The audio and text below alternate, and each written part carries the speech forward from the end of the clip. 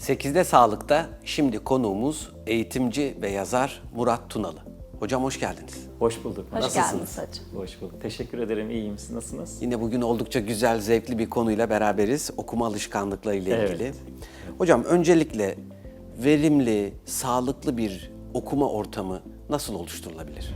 Şimdi insanın nasıl ki vücudunun sağlığını koruması gerekiyorsa aynı şekilde zihinsel sağlığımızı da koruyabilmek adına beslenmemiz gerekiyor. Bunu da tabii ki okumayla yapmamız lazım. Kitaplardan istifade etmemiz lazım. Ancak günümüzde o kadar hızlı bir yaşantı var ki özellikle cep telefonunun hayatımıza girmesiyle, nüfuz etmesiyle okumayla alakalı ayıracağımız kaliteli zamanlarımız ve mekanlarımızı artık seçemez hale geldik. Örnek veriyorum, günümüzde o kadar yoğun yaşıyoruz ki, o kadar yoğun çalışıyoruz ki kitaba ayıracak zamanımızı ancak işte gece, akşam yatmaya yakın Yatmadan zamanlarda ayırıyoruz. Şimdi ben bunu şöyle örneklendiriyorum. Nasıl ki cep telefonumuzun bataryası %5, %3 kaldığı zaman biz navigasyonu açmayız değil mi? Daha ekonomik enerji harcayacağı moda sokmaya çalışırız. Bir takım parametrelerini kapatırız.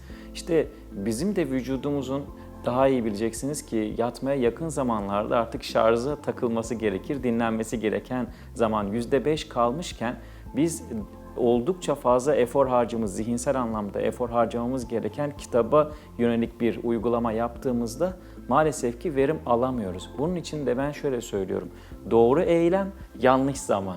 Yani yatmaya yakın zamanlarda eğer ki enerjimiz yoksa, pilimiz bitmişse, vücudumuzun, beynimizin, zihnimizin bataryası %3, %5 olduysa o eylemi yapmamamız gerekiyor. Peki okumak için nasıl bir zaman ayırmamız gerekiyor? Doğru zaman, doğru mekan ne olmalı? Bana kalırsa bu benim şahsi kanaatim. Hani eskiler derdi ya, sık sık ye, az az ye derlerdi. Bu ne kadar doğrudur? Sağlıkçılar tarafından tartışılır. Ancak ben okumayla alakalı bunun doğru olduğunu düşünüyorum. Sık sık okuyup az az okumak hem zihnimizi yormayacaktır hem de nitelikli, kaliteli zamanı ayırabileceğiz. Çünkü vücudumuzun enerjisinin çok yüksek olduğu zaman dilimleri genelde gün içinde, yani sabah saatlerinden akşam saatlerine kadar aktif olduğumuz zaman dilimlerinde. Ancak örnek veriyorum, bir çay molası verdiğimizde bir 10-15 dakikalık zaman dilimi ayırdığımızda o enerjimizin fit olduğu zamanlarda günlük yaşantımıza da katkı sağlayacak, zihinsel anlamda, bilgi anlamında katkı sağlayacak okumaları gerçekleştirebiliriz. Onun haricinde örnek veriyorum, yemek molalarımızda yarım saatlik, 20 dakikalık küçük molalarda. Onun haricinde ki ben buna yol üniversitesi diyorum, yollarda okunabilir. Örnek veriyorum, İstanbul koşullarını değerlendirdiğimizde bir insanın nereden baksanız 1-1,5 saatlik zaman dilimi yollarda yaşıyor. Hatta ben Gemlik'te bir belediye personeline seminer vermek üzere gitmiştim. Oradaki belediye personeli de şey demişti. Hocam ben İstanbul'da yaşıyordum. İstanbul'da işe gidip gelebilmek için günde 4 saat eksik yaşıyordum hayatı. 20 saat yaşıyordum.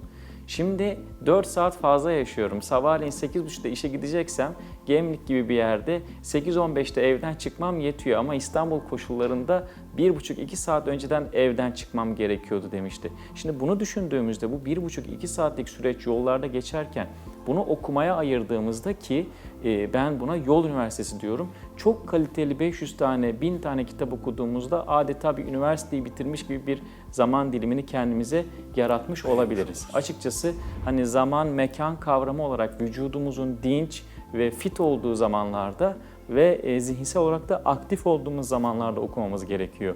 Yatmaya yakın, uyumaya yakın zaman dilimlerinde değil. Evet. Hocam peki kitap okurken neden sürekli dikkatimiz dağılıyor? Yani fazla mı uzun sayfalar okuyoruz ya da az önce bahsettiğiniz gibi saat dilimleri mi yanlış, yorgun anımızda mı alıyoruz? Şimdi sizler biraz daha iletişim konusunda bu konuda hassasiyetle bilirsiniz ki karşınızdaki insana konuşurken böyle kafasını fazladan hızlıca sallamaya başladığında sanki senin konuşmanı anladım ve artık daha hızlı konuş, daha çabuk konuş gibi onaylar gibi beden dilini kullanmaya başlar. Ya da sizi dinlemediğinde mimikleriyle, bakışlarını kaçırarak farklı şeyler yaptığını sezersiniz, hissedersiniz. Evet. Farklı düşünceler içerisinde girdiğini anlarsınız. İşte okuma da tam anlamıyla böyle. Biz okurken zihnimiz, beynimiz daha doğrusu yaklaşık 1 dakikada 500-600 kelimeyi algılayıp anlama çevirebiliyor. Ancak gözlerimizin çaresizliği, acizliği maalesef ki bizim 150-200 kelimelik hızla okuyabilmemize imkan sağlıyor. Bunun için ekstra bir çaba sarf etmek gerekirse hızlı okuma eğitimini almak gerekiyor. Şimdi 150-200 kelimelik hızla okuyan bir göz ve karşısında 500-600 kelimelik hızla çalışan bir beyin. Arada yaklaşık 400-450 kelimelik bir kapasite farkı var. Şimdi ne yapıyor biliyor musunuz? Göz okurken beyin kendi başına canı sıkılıyor ve iş üretmeye başlıyor. Öyle mi? Diyor ki mesela Zümrüt'ü Anka kuşu Kaf Dağı'nın ardından gelirken diye okuyorsa bir satırdaki bir yazıyı mesela göz, beyin o Zümrüt'ü Anka kuşundan başlıyor. Kaf Dağı, dağ, Uludağ, kayak. Ben hiç kayak yapmadım ki. Acaba Evet, şimdi gidiyor orada denize okumada. ama şimdi de kayak yapılmaz. Denize girmek lazım. Sahiller de çok dolu vesaire. Buradan böyle ekonomik durumlara kadar vardırır o cümleyi. Çünkü kendine iş üretmesi gerekiyor. Ya da kalem çevirir ya da okurken saçıyla oynar, ayağıyla ritim tutar. Yani o beyindeki o 450 kelimelik boşluğu dolduramazsanız beyin kendisine iş üretmeye başlar. İşte dikkatsizliğin, dikkat dağınıklığının sebebi de burada ortaya çıkıyor. Tıpkı araba sürmek gibidir. Mesela yavaş giden bir araba sürücüsünün dikkat durumuyla biraz daha hızlı giden araba sürücüsünün dikkat durumu aynı olabilir mi? İşte Dikkat edin, mesela arabayla gidenlerde kaza olan mahallelerde yavaşlanır ve bakılır.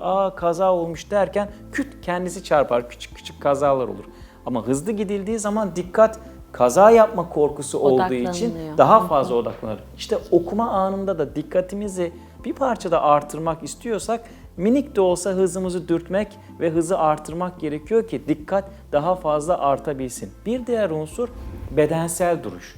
Okuma esnasında fizyoloji o kadar önemli ki mesela çoğu insan doğru eylemi yanlış şekilde gerçekleştiriyor. Kanepeye uzanıyor, çekyata uzanıyor, koltuğa uzanıyor, eline kitabı alıyor. Şimdi hocamız çok daha iyi bilir. Bedenimizin sırt taraflarında belli noktalar vardır. Mesela masaj da yaparken böyle gevşeriz, kedi gibi oluruz. Şimdi oralara temas edildiği zaman uyku enerjisi vücuda yayılmaya başlıyor. Yani o artık bir takım hormonlar biraz daha kolay salınıyor. Şimdi biz yatma pozisyonundayken beden de rahatladığında ki zaten şarjı %5, uyu diye içeriden bir mesaj veriliyor. O zaman o uyku moduna geçilmiş oluyor. Dikkat edin, devlet okullarında, birçok eğitim kurumlarında okuma ve çalışma ortamları sıra, tahta, masa ve oldukça rahatsız. Yani buradan şunu çıkarabiliriz. Konfor düzeyi azaldıkça dikkat düzeyi artar. Artıyor. Konfor arttıkça dikkat azalır. O nedenle buradan anne babalara da çokça tavsiye ediyorum. Çocuklarımız ders çalışırken, kitap okurken ya da bizler kitap okurken olabildiğince konforsuz, yani oturma ortamı olarak, çalışma ortamı olarak konforsuzlaştırırsak dikkat biraz daha artabilir. O nedenle hani dikkat ve konsantrasyon konusunda bedensel duruşun da çok çok önemi vardır. Kesinlikle. Ama bu yolda okuma aktivitesinin de kendine has bir zorluğu var. Yani işte midesi bulanır, Evet. kelimeleri okumakta zorlanır, bu sallantı vesaire. Bunun nasıl önüne geçilebilir bunun? Genelde bunun sebebi aslında çok açık ve nettir. İnternetten de araştırıldığında çok rahat bulunur, anlaşılabilir. Bir kere okuma eylemi vücudun sabit kalmasını gerektiren bir eylemdir. Ancak içinde bulunduğumuz araç her halükarda ne kadar konforlu da olsa sarsıntıya, sallantıya çok müsait bir durumdur. O nedenle şöyle örneklendirebiliriz. Göz okurken beyin sabit durmayı gerektiriyor vücut açısından. Ama orta kulağa dengeyi sağlayan unsurlara baktığımızdaki titreşimler, hareket şeyi beyine diyor ki hayır sen hareketli bir ortamdasın. Göz diyor ki hayır sen sabit bir ortamdasın, durağan bir ortamdasın. Şimdi böyle bir durumda ikilemde kalınca zihin ister istemez kendini koruma refleksiyle bir kısım insan için kusma eğilimini, mide bulantısı eğilimini gösteriyor. Çünkü kendini koruma altına almak istiyor beden. O nedenle de burada yapılması gereken şey şu. Bu ikilemi ortadan kaldırmak. Kulağın söylediği de doğru, gözün söylediği de doğru.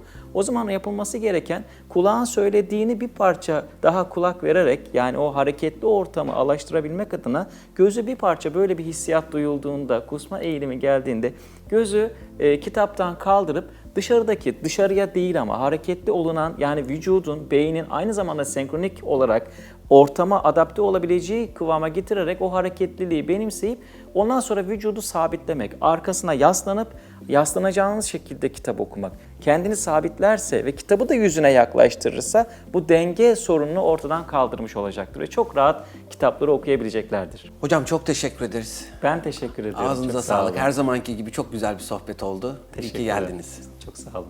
8'de Sağlık'ta konuğumuz eğitimci ve yazar Murat Tunalı ile verimli, konforlu ve nasıl rahat, etkili kitap okunabileceğini konuştuk. Oldukça güzel bir sohbet oldu. 8'de Sağlık şimdi kaldığı yerden devam ediyor.